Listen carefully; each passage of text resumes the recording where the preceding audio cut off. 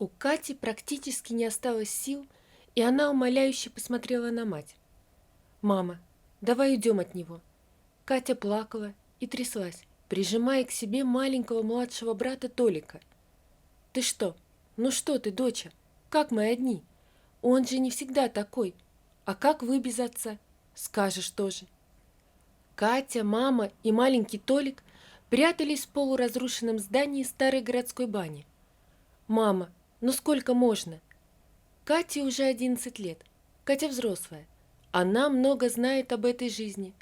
Это ее сверстники спят в кроватках под голубыми и розовыми одеяльцами, в пижамах с медвежатами и тигрятами, прижимая к себе плюшевые игрушки. А в мечтах у них какая-то новая игрушка.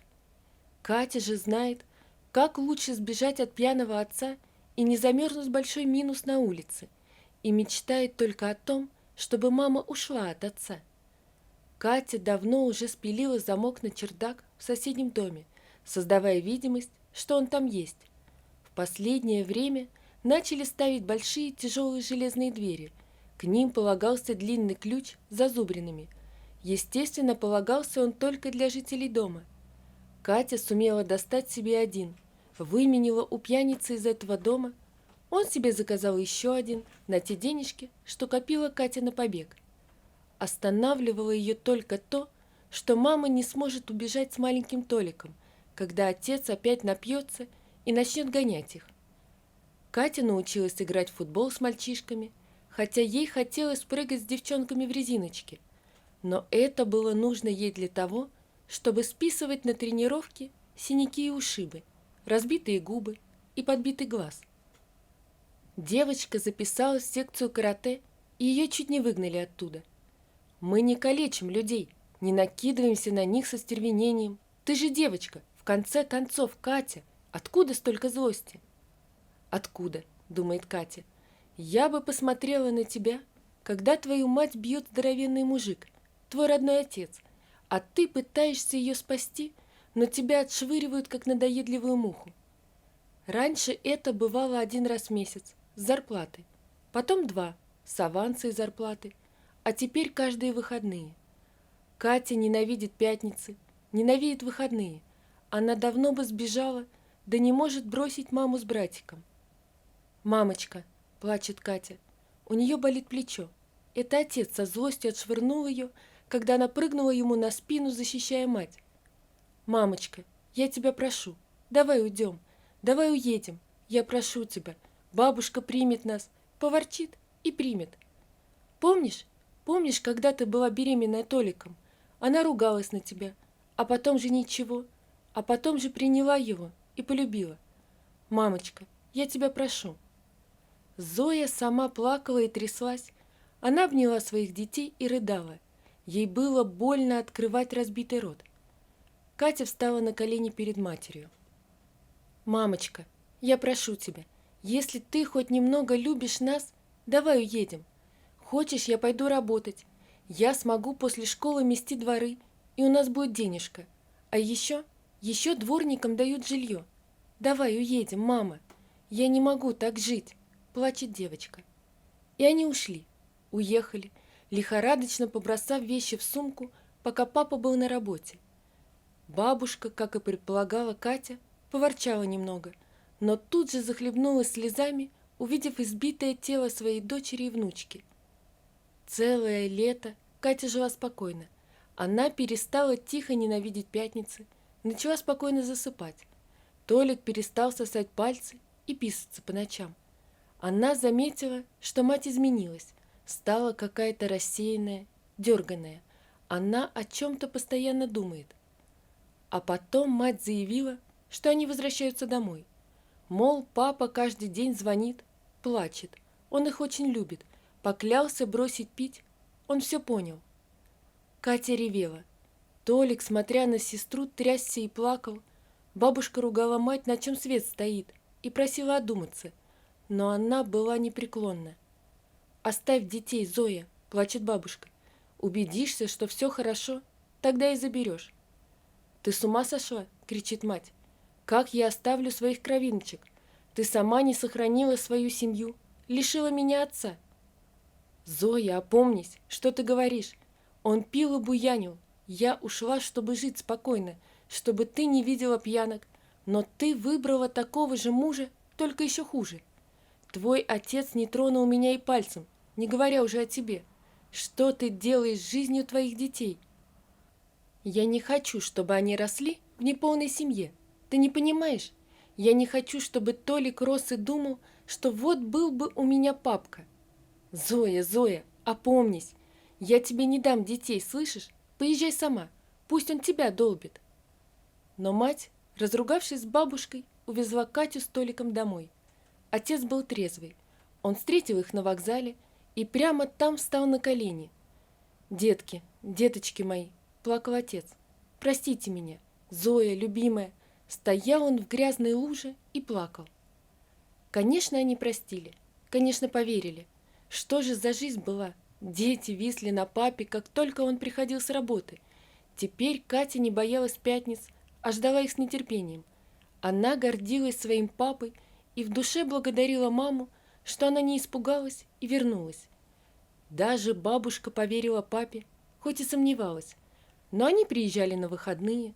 Бабушка увидела, какие счастливые и веселые дети, похорошевшая мама, и поверила. Но она все же отвела Катю, спросила шепотом, не пьет ли отец. Катя поклялась, что все хорошо. Однажды отец пришел немного веселым. «Ты что, пил?» – спросила Зоя. «Да, заставили, но объект сдали. Вот как привязались, я коньячка, 30 капель. Потом еще и еще, и опять все повторилось. Еще страшнее после того, как они пожили хорошо. Он клялся, стоял на коленях, проходил месяц-два и опять. Катя уже не уговаривала маму. Она просто, стиснув зубы, ждала. Ждала, когда окончит школу. Договорилась с бабушкой, что в 10 класс Катя идет у нее. У Кати сердце разрывалось от боли за Толика, но она ничего не могла сделать. Мать твердила, как заведенная, что все хорошо, что папа обещал, что она знает, что все будет хорошо. Катя уехала, как и собиралась, а через месяц приехала мама. Она сказала, что это окончательно. «Я не верю тебе», — говорит Катя.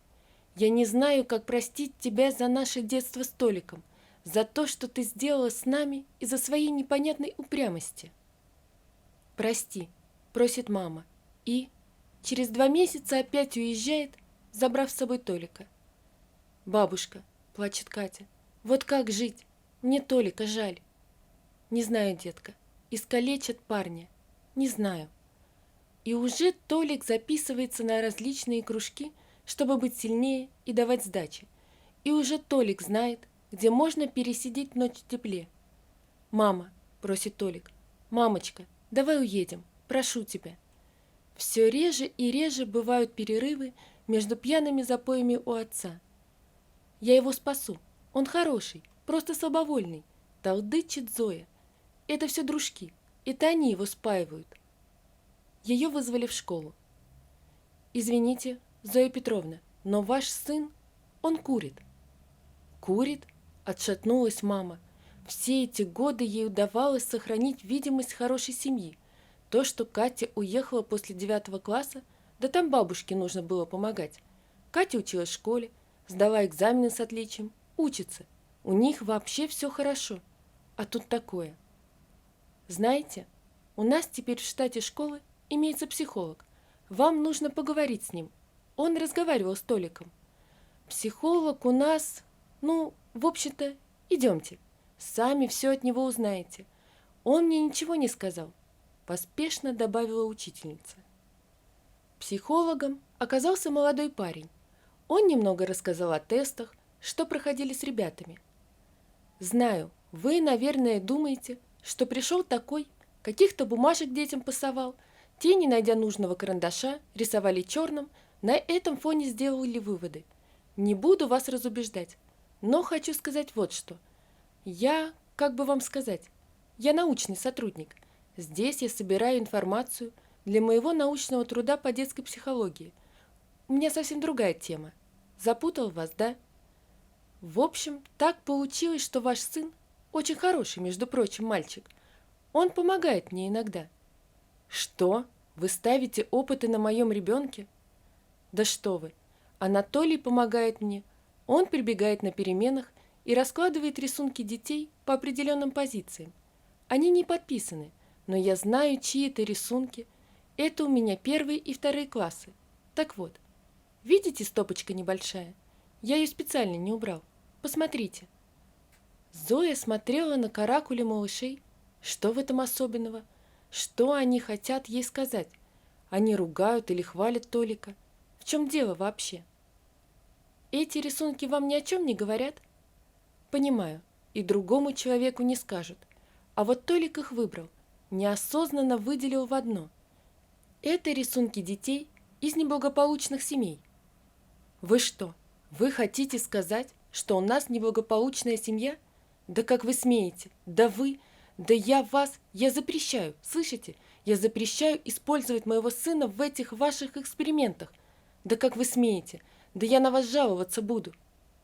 Мужчина все это время сидел спокойно, наблюдал за матерью. «Он вас бьет?» – спросил он спокойно. «Кто? Толик?» Мать задохнулась и села, открыв рот. «Нет, ваш муж. Он вас бьет?» «Вам какое дело? С чего вы это взяли?» Психолог вздохнул. «Вы так негодуете, при этом не ушли из кабинета, не побежали сию же секунду жаловаться, а пытались кричать на меня, давить. Так вы делали с детьми своими, да? Вы пытались их заставить думать, что все хорошо, что это нормально.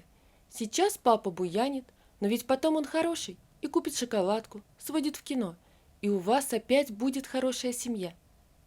Видимо, да. Я знаю, что вас вызвали в школу по поводу курения Толика. Это не показатель неблагополучной семьи.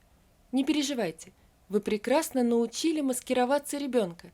Я просто хотел убедиться в своей теории. Какой? Зоя не уходила. Ее будто тянуло высказаться, выплакаться, сказать, как она устала от этих качелей. У вас не было отца, да? Они долго разговаривали. Мать вышла из кабинета опустошенная. Дома собрала Толиковые свои вещи, взяла Толика и уехала в свой родной город.